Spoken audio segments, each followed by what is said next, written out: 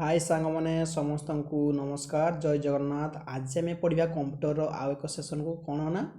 Generation of computer video start करिया पूर्वर channel T को आगे सब्सक्राइब करदेवे एवं मु देखुची समस्त देखुचंती किंतु सब्सक्राइब कि लाइक कहीं किसी करूना कमेंट मध्य किसी दौना मुझे जानी पारना वीडियोटा भल हो कि खराब हो कि साउंड क्लीयर आसुनी कि विजुअल प्रोब्लेम कहीं मोर हैंड रईटिंग नोट रे पढ़ाऊँ ना देखो आपड़ ये खोजा दरकार ना मु सबुथ कलेक्ट करी मो हैंड रईटिंग नोट्रे मुझे पढ़ाऊँगी जहाँ पाइबे ये पाइबे सब क्वेश्चन ये आसो। तो मुझे चाहे सब बड़े कौन ना छोट छोट वीडियो करने चाहूँ सब बड़े छोट बेसी हेले कौन ना देखापी बहुत बोरिंग लगे और किसी मन रही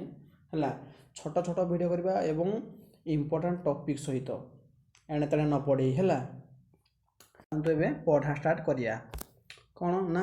कौ जेनेरेशन रे से टाइम टेबल केते थिला एवं कौ टेक्नोलोजी यूज होता से पढ़िया कौन ना फास्ट जेनेरेशन रे से केते रु केते चलता टाइम टेबल केते थिला ना 1946 रु 1959 पर्यंत थिला फास्ट जेनेरेशन कंप्यूटर से टेक्नोलोजी कौन यूज होता ना वैक्यूम ट्यूब। अच्छा तापर सेकेंड जेनेरेशन रे से टाइम टेबल केते केते थिला ना 1959 रु 1965 थिला टाइम टेबल से टेक्नोलोजी कौन यूज होता ना ट्रांसिस्टर यूज होता। थर्ड जेनेरेशन रे कौन यूज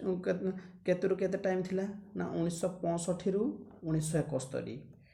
कौन यूज होता टेक्नोलोजी ना आईसी जोटा कहती इंटीग्रेटेड सर्किट है। फोर्थ जेनेरेशन रे कौन टाइम टेबल केते थिला ना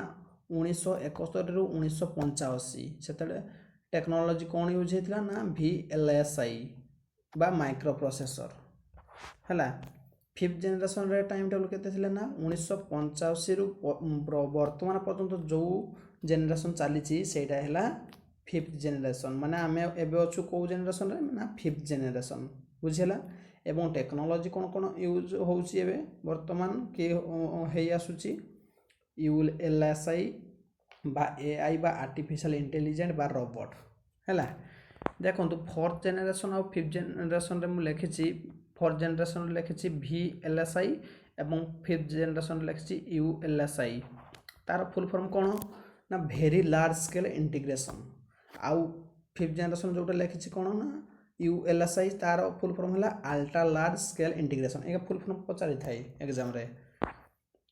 तापर आसिला कौन ना कौ जेनेरेशन रे प्राइमरी मेमोरी कौन यूज होता है सेकेंडरी मेमोरी कौन यूज होता एगा सब देखिया जे फर्स्ट जेनेरेशन कौन प्राइमरी मेमोरी कौन यूज होता ना मैग्नेटिक कोर एवं सेकेंड मेमोरी रे कौन यूज होता ना मैग्नेटिक ड्रम बा टेप है। फास्ट जेनेरेशन और सेकेंड जेनेरेशन सेम यूज होता प्राइमरी मेमोरी रे से मैग्नेटिक कोर सेकेंडरी रे मैग्नेटिक ड्रम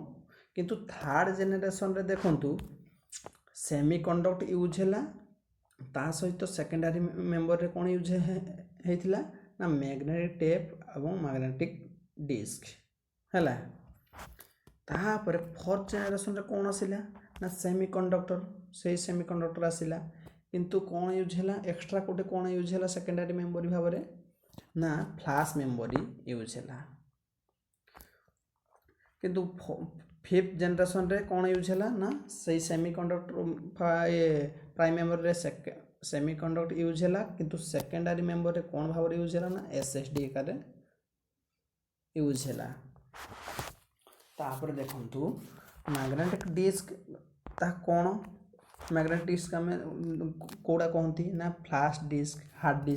डिस्क कहले तो आप जानीपारे से कौन ना मैग्नेटिक डिस्क जहाँ कौटी यूज होता ना सेकेंड आउ थर्ड जेनेरेशन रे यूज होता। ऑप्टिकल डिस्क कौटा ऑप्टिकल ना CD DVD आप देखते CD DVD आगुरी थिला है। फ्लैश मेमोरी कौटा pen drive memory card SSD एक तो आप देखिथे पेन ड्राइव है। तापर आसला कौन ना जेनेरेशन बाय कंप्यूटर यूज माने कौ जेनेरेशन रे कौ कंप्यूटर यूज होता ना कौन कौन थिला सेगा सब देखिया। फास्ट जेनेरेशन रे यूज ये कंप्यूटर कौन कौन ना थिला ना मार्क 1 एनियाक यूनिवैक एडिसैक IBM 6015 है यही सब यूज होता पचारि थाए बेसिकली कौड़ा ना फास्ट जेनेरेशन गोटे पचारि थाए आ पचारि थाए कौन ना फोर्थ जेनेरेशन गोटे पचारि थाए जो सबका देखिकी जीवे है सब पढ़ी मुखस्थ रही है आपको सुविधा फिफ्थ जेनेरेशन कौन कौन आसला ना डेस्कटॉप आसला लैपटॉप आसला टैबलेट स्मार्टफोन है सेमती फास्ट जेनेरेशन थी मार्क 1 यूनिवैक एडिसैक यूनिवैक एगा सब थिला तापर देखिया फुल फॉर्म किसी देखीदेवा कौटा कौटा ना यूनिक एनियाक रोटे देखा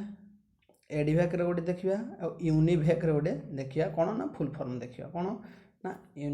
एनियाक फुल फॉर्म है कौन यहाँ पढ़ी आम electronic numerical integrator and computer आउ एडिवैक कौन ना electronic discrete variable automatic computer discrete है डिस्क्रीट वेरिएबल ऑटोमेटिक कंप्यूटर कौटा ना एडिवैक यूनिवैक कौन ना यूनिवर्सल ऑटोमेटिक कंप्यूटर बुझीगला तापर पढ़िया कौन ना कंप्यूटर जेनेरेशन एवं तार यूज जोटा प्रोग्रामिंग लैंग्वेज यूज करा होतला सही आज पढ़िया माने को जेनेरेशन रे को लैंग्वेज बा प्रोग्रामिंग लैंग्वेज यूज होता सेटा बे पढ़िया फास्ट जेनेरेशन रे कौन यूज होता लो लेवल लैंग्वेज यूज होता से लैंग्वेज कौन कौन ना मेसिन लैंग्वेज बा बाइनरी लैंग्वेज है किंतु सेकेंड जेनेरेशन कौन से लो लेवल लैंग्वेज यूज है किंतु असेंबली लैंग्वेज यूज है तापर थर्ड जेनेरेशन रे कौन ना हाई लेवल लैंग्वेज चला से पचार हाई लेवल लैंग्वेज को जेनेरेशन रे यूज होता प्रथम ना थर्ड जेनेरेशन बुझीगला कौन कौन ना C plus plus Java Python script एगा सब सॉरी पाइथन जाभा आउ स्क्रिप्ट है तापर फोर्थ जेनेरेशन सेमती कौन ना डाटाबेस स्क्रिप्ट आसिला पाइथन आसिला है पेरियाल आसिला एक सब गोटे गोटे आसिला एबे भी चली सेगा किंतु आ गोटे फिफ्थ जेनेरेशन एक्स्ट्रा कौन आसिला ना मार्क्यूरी है तापर पढ़ा ना कंप्यूटर फास्ट जेनेरेशन केते स्पीड थिला सेकंड जेनेरेशन केते स्पीड थिला स्पीड एबे देखिया कंप्यूटर स्पीड गुड़ाक कौन ना फास्ट जेनेरेशन स्पीड थिला मिली सेकेंड तापर सेकेंड आसला माइक्रो सेकेंड थर्ड जेनेरेशन आसला nanosecond picosecond femtosecond fifth रे फिम्टो सेकेंड बुझीगला डायरेक्ट एटा थर मत पचाइथिला कोडे ओ ट्रिपल एस रे बोधे एटा पढ़ी जे थर्ड जेनेरेशन रे स्पीड के कौन थिला है तापर आसला कौन ना कंप्यूटर जेनेरेशन रो माने जो fast generation second generation third generation जोटा हमर अच्छी सेटार इनपुट कौन व्यवहार करा होतला ना आउटपुट कौन व्यवहार करा होतला सेटा भी देखिया फास्ट जेनेरेशन रे कौन यूज करा हो जाइथिला ना इनपुट भाव में पंच कार्ड है फास्ट जेनेरेशन रे एवं आउटपुट भाव में क्या व्यवहार करा होतला ना प्रिंटर को व्यवहार करा होतला सेकेंड जेनेरेशन को सही पंच कार्ड आ सही प्रिंटर किंतु थर्ड जेनेरेशन जो आसला से कौन ना कीबोर्ड इनपुट भाव में व्यवहार कराला प्रथम कौ जेनेरेशन रे इनपुट भाव में कीबोर्ड को यूज कराला ना थर्ड जेनेरेशन रे आउटपुट को मॉनिटर भाव में व्यवहार कराला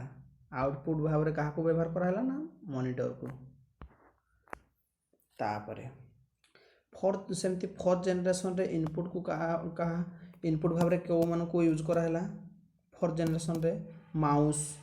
टच स्क्रीन स्कानर एगुड़िक आउटपुट भाव में क्या व्यवहार कराला LED LCD colour printer input और आउटपुट जानी पारछन्ते ना इनपुट हो कंप्यूटर को आम जहाँ दे थाउ है ताको आम इनपुट कही थाउ जेमती कि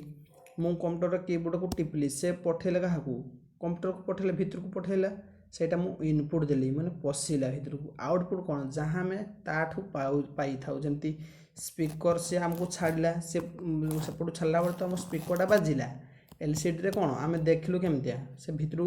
आनला बोले हमको बाहर को देखिले ना आम देखा हमको आम जाना कौन ना बा देखिले बा शुणिले आम जान पाइलु ना कौन ना कंप्यूटर हमको आउटपुट दौची बुझीपारे सेमती। हाँ देखंतु कौन ना कलर प्रिंटर मध्य आउटपुट भाव में व्यवहार करा जाउथला एबे भी शिखा चली। तापरे कंप्यूटर जनरेशन आउ अदर कंप्यूटर जनरेशन आउ तानो अदर कौन ना से पके देथिबो बेंच प्रोसेसिंग केबे यूज हेतिला को जनरेशन रे बेंच प्रोसेसिंग ना फर्स्ट जनरेशन रे यूज हेतिला बेंच प्रोसेसिंग हला